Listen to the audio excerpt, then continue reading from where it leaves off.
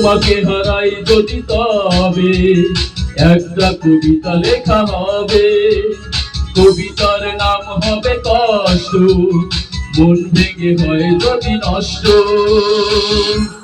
এভাবে আমায় ভুলে পারবে কি দূরে যেতে, পারবে কি নতুন করে সুখী হতে।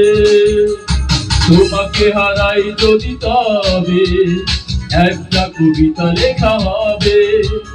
কবিতার নাম হবে কষ্ট, মন ভেঙে হয় যদি নষ্ট।